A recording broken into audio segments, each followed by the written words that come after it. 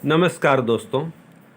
आज इस वीडियो में हम लोग कबीर द्वारा रचित पद 2 को पढ़ेंगे। तो मैं उम्मीद करता हूं कि आपका स्वास्थ्य अच्छा होगा, खुश होंगे अपने परिवार में। तो इसी शुभकामना के साथ, सदिच्छा के साथ मैं ये पाठ स्टार्ट करता हूं, शुरू करता हूं। ये पद 2 इसे कबीर दास ने लिखा है। इसमें कबीर दास का ये कहना है कि वे भगवान से मिलना चाहते हैं और कबीर निर्गुण ब्रह्म के उपासक हैं। और इस कविता में उन्होंने अपने प्रेम की अभिव्यक्ति की है। वो बताते हैं कि ईश्वर बहुत बलवान है और उससे मिलना ही मनुष्य के जीवन का सबसे बड़ा उद्देश्य है। तो कबीर भी भगवान से प्यार करते हैं, वो भी भगवान से मिलना चाहते हैं। तो उन्होंने अपनी जो इच्छा है, व्यग्रता है, जो चाहत है उनके हृदय में भगवान से मिलने के लिए, इसके लिए उन्होंने एक कविता लिखी। तो हम लोग इस कविता में कबीर की भावना का दर्शन करेंगे, उसे महसूस करेंगे कि ईश्वर से मिलने के लिए उनके मन में कितनी बेचैनी है। हो बलिया कब देखोंगी तो हे बलवान, हे भगवान। बलिया मतलब बलवान। वह प्रभु, वह ईश्वर जिसे हम भगवान कहते हैं, वह सबसे बड़ा ताकतवर है, वह सबसे ज़्यादा ताकतवर है, बड़ा है, बलवान है। तो हो बलिया, हे बलवान पुरुष, कब देखूंगी तो है, मैं कब आपको देखूंगी, मतलब आपका दर्शन मुझे कब होगा। अहनिस आतुर दर्शन कारिणी, निस मतलब रोज, आपका दर्शन करने के लिए, दर्शन का ये दर्शन, हिंदी में दर्शन तालब्य उपरेफ, ये दर्शन कारिणी मतलब करने के लिए मैं आतुर हूँ, व्याकुल हूँ आपका दर्शन करने के लिए। ऐसी व्यापय मोहे, ऐसी भावना है मेरी आतुरता इतनी है कि बस सिर्फ मुझे आपसे भेंट हो जाए, आपका मुझे दर्शन हो जाए।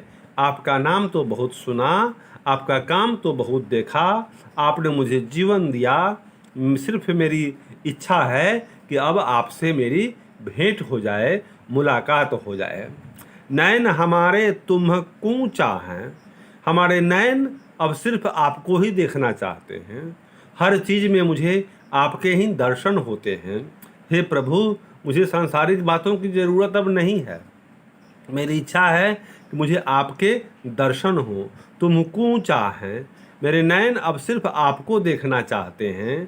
कूचा है माने आपको चाहते हैं। रति न माने हाड़ी, रात भर भी, रात में भी, रति मतलब रात में, न माने हाड़ी मतलब रात में भी मेरी आँखें, नयन खुली रहती हैं, मेरे नयन खुले रहते हैं। रात में भी, दिन में तो जागकर आपकी प्रतीक्षा करते ही हैं, रात में भी मुझे नींद नहीं आती। जैसे मेरी आँखें आपके दर्शन के लिए बेचैन हैं, वो थकती नहीं हैं, जगी रहती हैं, लगातार आपका इंतज़ार करती हैं।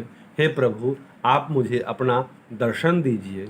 विरह अग्नि तन अधिक जरावै, जब हम किसी से मिलना चाहते हैं तो मिलने की इच्छा जब पैदा होती है, तो इच्छा क्या है? एक आग है। तो वह विरह अग्नि है।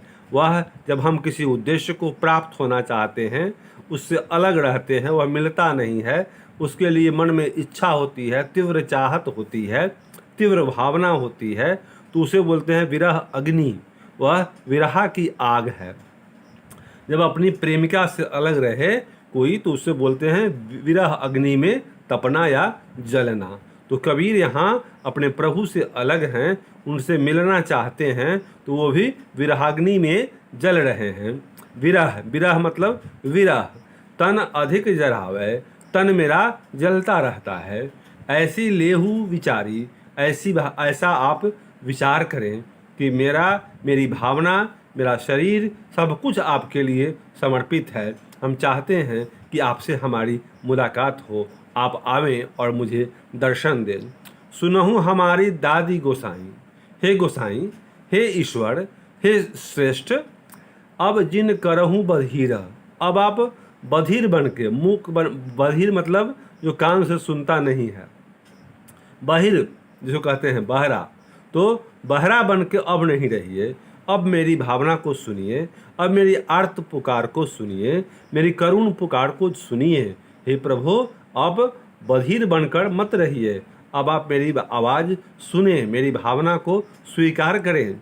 तुम है धीरज मैं आतुर स्वामी। जीव बेचैन हो जाता है, इसलिए मैं जीव हूँ, तो मैं बेचैन हो गया। हे स्वामी, हे भगवान, आप तो धीरज हैं, आप तो धीरज के, धैर्य के साक्षात प्रतिमान हैं। आपको देख करके दुनिया प्रेरणा लेती है धैर्य धारण करने के लिए। तो तुम धीरज, आप तो धीरज की साक्षात मूर्ति हैं। तुम धीरज, मैं आतुर स्वामी, मैं आतुर हूँ, मैं बेचैन हूँ। जीव बेचैन होता है, जीव छटपटाता है वह भगवान से मिलने के लिए, लेकिन भगवान धीरज के प्रतीक होते हैं, उनमें बेचैनी नहीं होती। तो जीव आतुर क्यों होता है, जीव में बेचैनी क्यों होती है? इसलिए कि वह क्षणभंगुर है। कांचय भांडय नीर, कांच जो कच्चा बर्तन है, कच्चा बर्तन की तरह है, और जीव उसमें, आत्मा उसमें नीर है।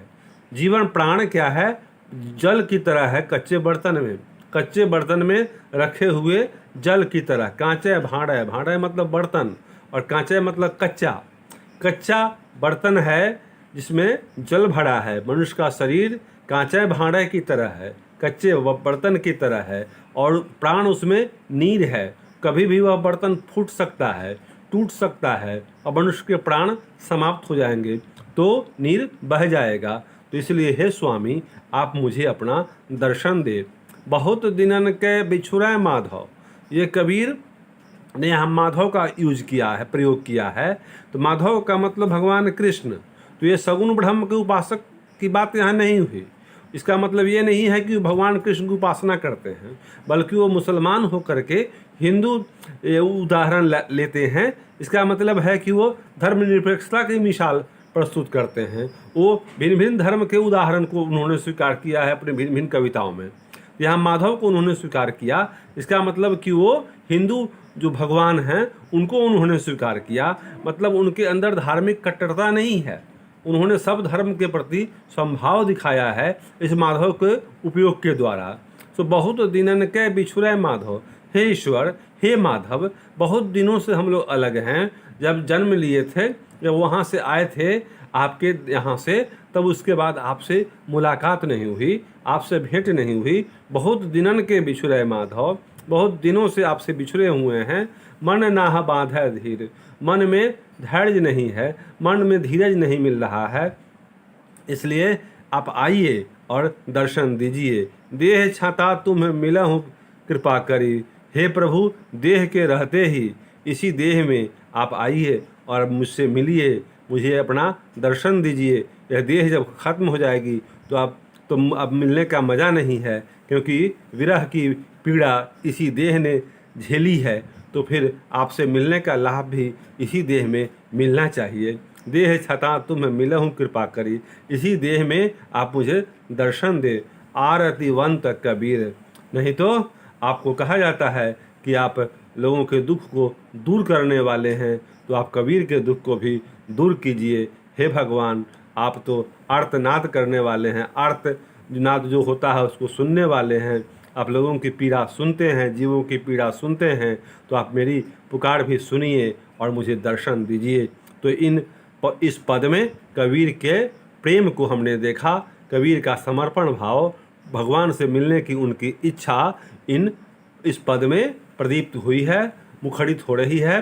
तो मेरे दोस्तों, मैंने इस कविता को पढ़ाया। अब इसके बाद फिर एक वीडियो आ रहा है बहुत जल्दी, जिसमें आपको प्रश्नोत्तर होंगे इन दोनों पदों के आधार पर।